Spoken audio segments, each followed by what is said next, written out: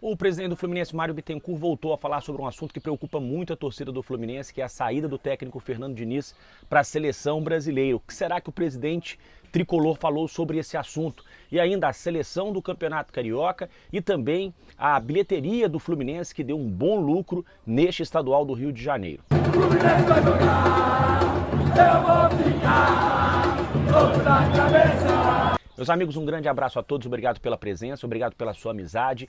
Este é o canal Ligados no Flu, eu sou o Rodrigo Dias, sou jornalista esportivo. Mais uma vez, quem acompanhou meu último vídeo sabe que eu estou viajando a trabalho, por isso que o cenário aqui está diferente. Arrumei uma área aqui de lazer no hotel onde eu estou hospedado para poder trazer as notícias tricolores para vocês que acompanham o canal Ligados no Flu. Muito obrigado pela sua presença. Se você não é inscrito ainda, vai lá, faça a sua inscrição e ajude o nosso canal. Já estamos quase chegando nos 16 mil inscritos. Muito obrigado a todos vocês que fazem parte deste canal. Pessoal, vamos falar então sobre as notícias do Fluminense, porque o Fluminense, esse estadual, além de ter dado o bicampeonato carioca ao Fluminense, algo que não acontecia desde 83 e 84, também trouxe boas notícias pelo lado financeiro.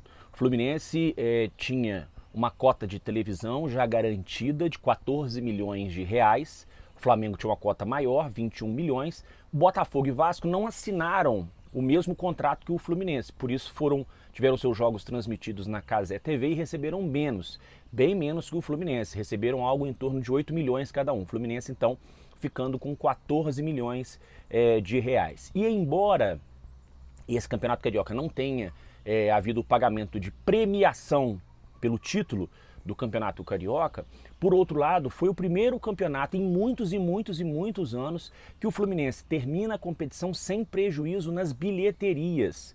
O Fluminense teve, com as duas finais, os dois jogos da final, mais de 2,5 milhões de lucro com a decisão. Além disso, teve outros jogos onde o Fluminense também obteve lucro. O jogo contra o Vasco, na Taça Guanabara, o Fla-Flu da última rodada, que apesar de ter sido mando do Flamengo, a receita ela foi dividida, então houve lucro também. Então, e fora outras partidas, Fluminense e Volta Redonda na semifinal, que também deu um lucro pequeno, mas deu lucro. Em outras temporadas havia prejuízo, na maioria dos jogos, apenas nos clássicos e em alguns clássicos o Fluminense tinha lucro na bilheteria. Esse campeonato foi diferente, o Fluminense bateu mais de 30 mil torcedores de média por partida e também obteve lucro na bilheteria. Então, em muitos anos, o Campeonato Carioca finalmente não dá prejuízo e, além disso, dá lucro para o Fluminense no que diz respeito à bilheteria. Foi o Campeonato Carioca mais difícil também dos últimos anos, porque o Botafogo melhorou, o Vasco melhorou, o Volta Redonda veio com um bom time. Então, foi uma competição que, além de ter proporcionado bons jogos para o torcedor,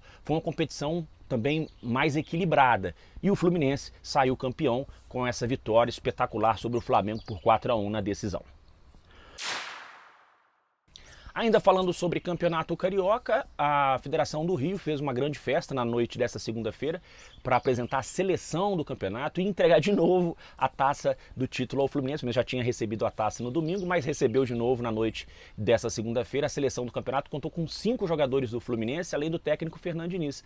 Foram escolhidos o goleiro Fábio, o zagueiro Nino, o volante André, o meia John Arias e o atacante Germancano, além do Diniz, que foi o técnico da seleção. Um detalhe importante é que o Germancano ganhou, além de fazer parte da seleção do campeonato, ele também foi escolhido o craque do Campeonato Carioca e foi escolhido também, aliás, foi escolhido não, ele também ganhou o prêmio de artilheiro do campeonato, o Germancano fez 16 gols ao longo deste Campeonato Carioca. Um fato interessante que eu queria ressaltar é o seguinte, que além dos 5 jogadores e do técnico Fernando Diniz, a seleção também contou com o atacante Lelê, que estava no Volta Redonda e agora vai jogar, já joga pelo Fluminense, já estreou inclusive contra o Sporting Cristal do Peru pela Libertadores, não pode jogar na Copa do Brasil, mas pode jogar Libertadores e o Campeonato Brasileiro. O Lelê, ele foi incluído na seleção do campeonato e também foi escolhido como jogador revelação do Campeonato Carioca, faz parte agora do Fluminense, mas estava defendendo o Volta Redonda.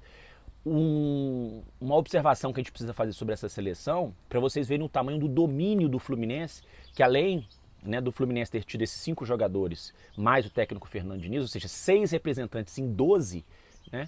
O Flamengo, que foi o vice-campeão, teve 3 jogadores na seleção, o Fabrício Bruno, o Pedro e o Ayrton Lucas. Pedro e Ayrton Lucas, jogadores formados em Xerém. O Vasco teve 1 jogador na seleção, que foi o lateral direito, o Pumita. E o Volta Redonda teve 2 atletas. O Luciano Naninho no meio, eu acho que o Ganso fez um campeonato melhor, mas enfim, foi eleito o Luciano Naninho. E no ataque ainda teve o Lele, outro jogador do Volta Redonda. O Botafogo não teve representante na seleção do campeonato. O Fluminense estão com 6 representantes, né? Flamengo com 3, Volta Redonda com 2 e o Vasco com 1 representante na seleção do Campeonato Carioca. Assunto agora que preocupa muito o torcedor do Fluminense, que é um possível convite que o técnico Fernando Diniz possa receber da CBF para dirigir a seleção brasileira. O presidente do Fluminense, Mário Bittencourt, voltou a falar sobre esse assunto em entrevista ao programa Donos da Bola, da TV Bandeirantes. Ele foi perguntado, questionado, se havia alguma chance do Diniz deixar o Fluminense. Ele disse que não há a menor possibilidade do Fernando Diniz deixar o Fluminense. O Fluminense não libera o Diniz para a seleção brasileira. Revelou que não houve, até onde ele sabe, não houve nenhum contato da CBF com o Diniz para a contratação do treinador. Diz também que a multa que o Diniz tem para sair do Fluminense, para alguém tirar o Diniz do Fluminense, a multa é muito alta, proporcional ao tempo de contrato e ao salário do treinador, e que por isso ele não acredita que o Diniz irá sair do Fluminense. Além disso, o presidente Mário disse que o próprio Diniz não tem vontade de deixar o Fluminense. Ele acredita que o Diniz, o desejo do Diniz é permanecer no Fluminense, é conquistar grandes títulos pelo Fluminense. O projeto é um projeto de 2 anos, e então o presidente Mário tranquilizando o torcedor de que não existe possibilidade do Diniz, nesse momento, sair do Fluminense para treinar a seleção brasileira. Vou dar a minha opinião sobre esse assunto. Primeiro, eu acho que o Diniz, embora seja hoje o melhor técnico do futebol brasileiro, eu não vejo o trabalho do Diniz dando certo na seleção. Por quê? Isso é minha opinião, gente. Se você não concordar, tudo bem. O trabalho do Diniz é um trabalho de repetição. O trabalho do Diniz é um trabalho em que os jogadores precisam estar presentes no dia a dia com o treinador para que aquela ideia de jogo ela possa ser desenvolvida. Na seleção brasileira isso não é possível. Por quê? Porque a seleção é convocada uma vez por mês, uma vez a cada 2 meses, nem sempre são os mesmos jogadores. Então como que um técnico como o Fernando Diniz, que precisa da repetição, vai trabalhar uma equipe que em uma data FIFA ele pode contar com 22 jogadores. Na próxima data FIFA, metade desses jogadores não pode, porque às vezes um está contundido, o outro clube não libera, o outro é isso, outro problema, outro está suspenso. Não dá. O Diniz, quando eu falo que o Diniz não daria certo na seleção, não é por falta de capacidade do Diniz, não. Pelo contrário. O Diniz, como eu acabei de falar, é para mim o melhor técnico do Brasil, é o melhor treinador brasileiro no momento. Porém, a filosofia de jogo dele, ele não conseguiria implementar na seleção por falta de tempo. O trabalho dele precisa de tempo. Ele poderia sim colocar alguma coisa do trabalho dele, poderia mudar sim alguma coisa no estilo de jogo da seleção, na mentalidade dos jogadores. Isso ele poderia, isso é óbvio que ele poderia. Mas eu não consigo ver o Diniz tendo tanto sucesso na seleção como ele vem tendo sucesso, por exemplo, na evolução do Fluminense. Quem assistia jogo do Fluminense no início de 2022 e vê hoje, o Fluminense do início de 2022, né, antes da chegada do Diniz, e aí não é só a culpa do Abel não, porque os treinadores anteriores também, 2021, enfim, 2020. O Fluminense era um time que não tinha inspiração, não tinha vontade. Quer dizer, vontade até tinha, mas era um time que não dava gosto de ver, um time que você sentava para ver o jogo do Fluminense, você saía chateado, nervoso, aborrecido, frustrado. Hoje não.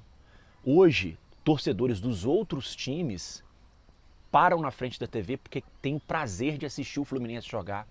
Eu recebi mensagem de vários amigos cruzeirenses, atleticanos, parabenizando o Fluminense, não só pelo título, mas pelo futebol. Teve um amigo meu cruzeirense que me mandou uma mensagem: Rodrigo, Que jogo bonito, é bonito ver o Fluminense jogar. Cara, só bola de pé em pé, só toque de primeira. Que coisa bonita de se ver, é isso.